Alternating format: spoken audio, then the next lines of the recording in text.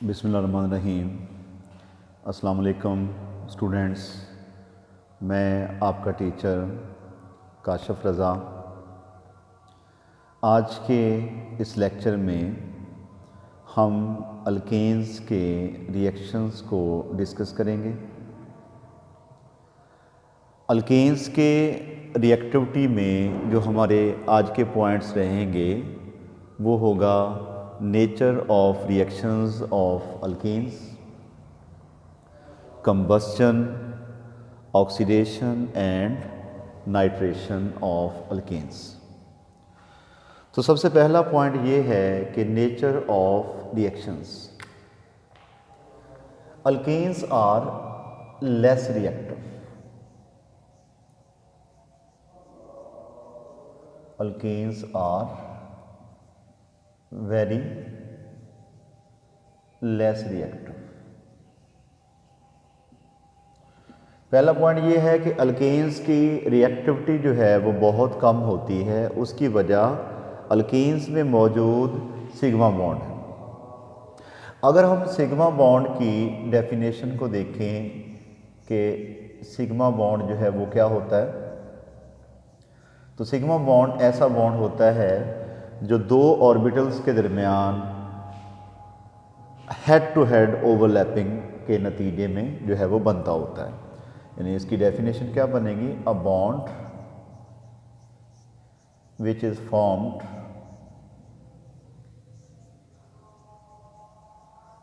by head to head or linear overlapping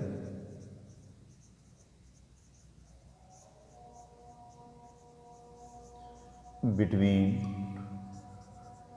two orbitals। कि ऐसा bond जो दो ऑर्बिटल्स के दरमियान लीनियर या हेड टू हेड ओवरलैपिंग के नतीजे में बनता है वो कहलाता है क्या? सिग्मा बॉन्ड कहलाता है।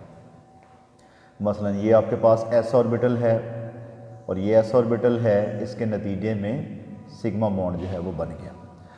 अब सिग्मा बॉन्ड में मौजूद जो इलेक्ट्रॉन्स होते हैं उनके ऊपर न्यूक्लियाई की ग्रिप जो है वो ज़्यादा होती है।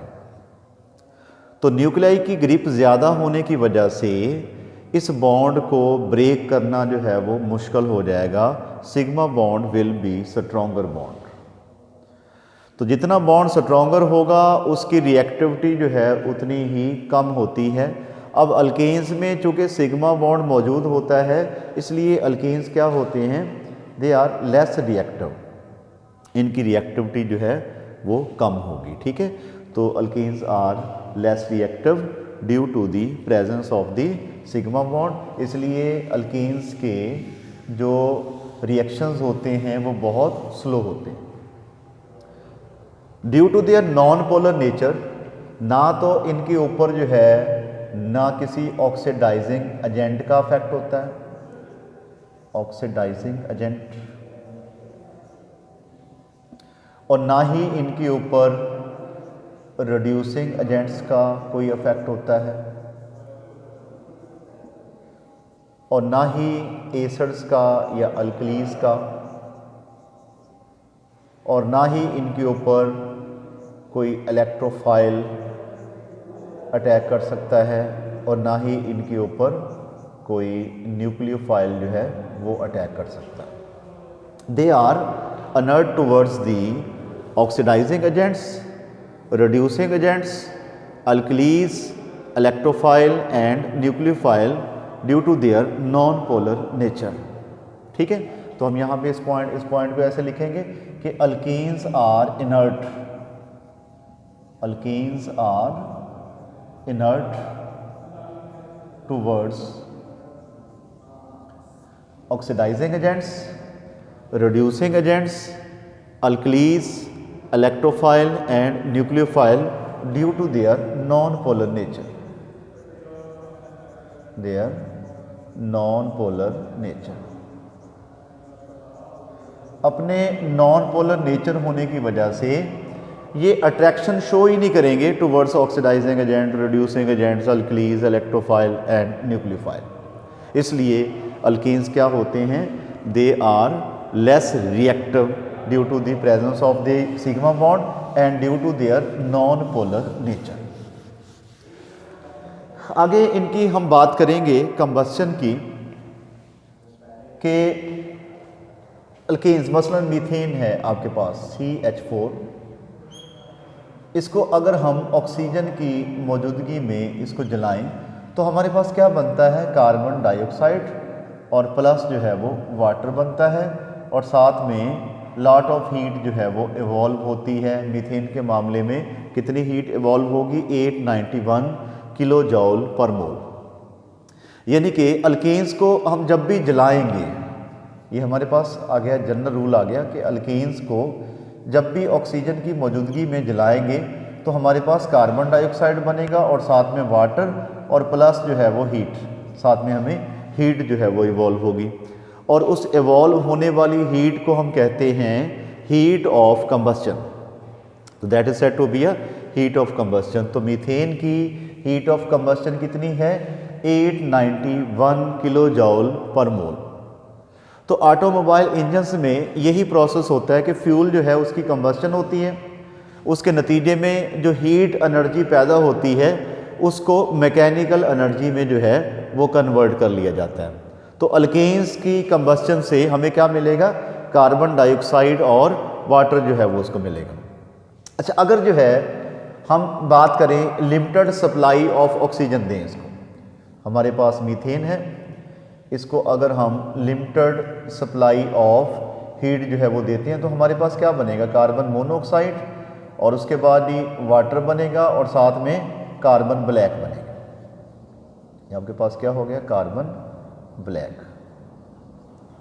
ठीक हो गया कि अगर जो है हम ऐसा कर लें जी कि ऑक्सीजन की लिमिटेड सप्लाई में, यानी कि यहाँ पे क्या हो जाएगा, लिमिटेड सप्लाई ऑफ ऑक्सीजन। तो लिमिटेड सप्लाई ऑफ ऑक्सीजन में हमारे पास बनता होता है कार्बन मोनोऑक्साइड, कार्बन मोनोऑक्साइड, और एक्सेस सप्लाई अगर हम दें ऑक्सीजन की तो हमारे पास क्या बनता होता है, कार्बन डाइऑक्साइड जो है वो बनता होता है। इस डिफरेंस को जो है वो आपने ज़हन में रखना है कि लिमिटेड सप्लाई ऑफ ऑक्सीजन में हमारे पास कार्बन मोनोऑक्साइड बनता है और एक्सेस सप्लाई ऑफ ऑक्सीजन में हमारे पास बनता होता है कार्बन डाइऑक्साइड। अच्छा जी, अब इसकी हम बात करते हैं ऑक्सीडेशन की, कि ऑक्सीडेशन जो है वो क्या होती है। देखिए जी, आपके पास हो गया जी ऑक्सीडेशन। ऑक्सीडेशन, तो ऑक्सीडेशन की अगर हम डेफिनेशन देखें तो ऑक्सीडेशन होती है addition of oxygen in any compound, addition of oxygen in any compound is called oxidation.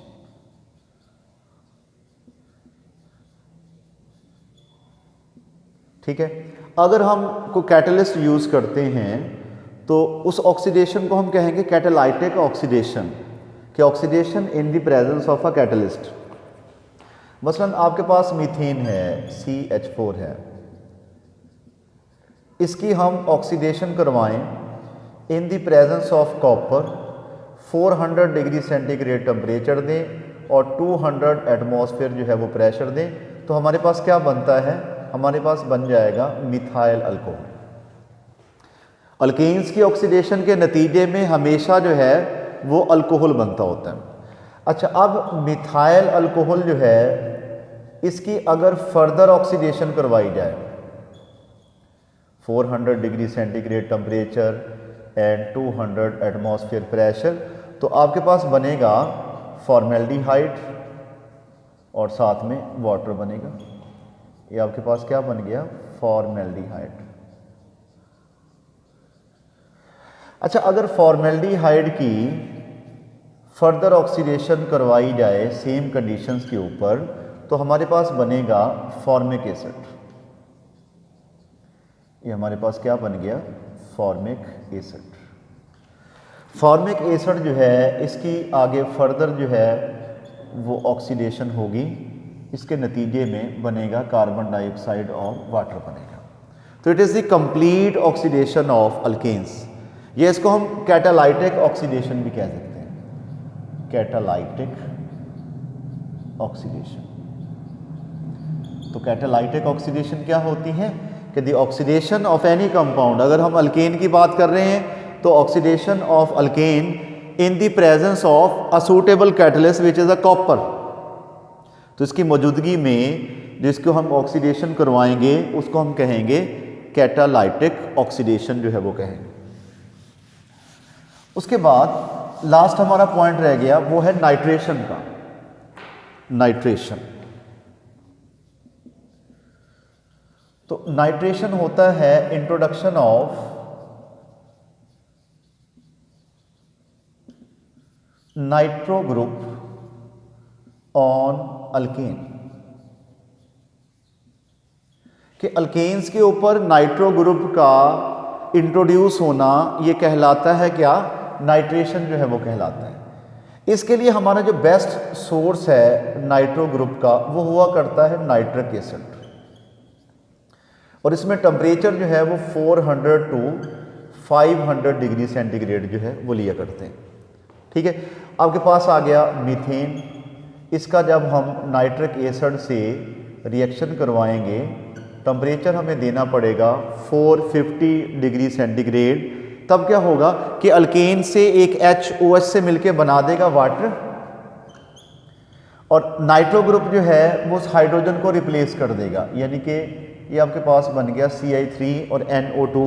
अब चूंकि नाइट्रो ग्रुप ने अल्केन से हाइड्रोजन को जो है वो रिप्लेस कर दिया है, तो it is a substitution reaction, और इसको हम कहेंगे नाइट्रेशन। और नाइट्रेशन होती क्या है, introduction of nitro group on alkane, कि अल्केन्स के ऊपर जो है वो नाइट्रो ग्रुप का इंट्रोड्यूस होना, it is said to be a nitration. तो आज के हमारे टॉपिक में इतना ही था। नेक्स्ट वीडियो में अगले टॉपिक के साथ दोबारा हाजिर होंगे। उस वक्त तक के लिए अल्लाह हाफिज़।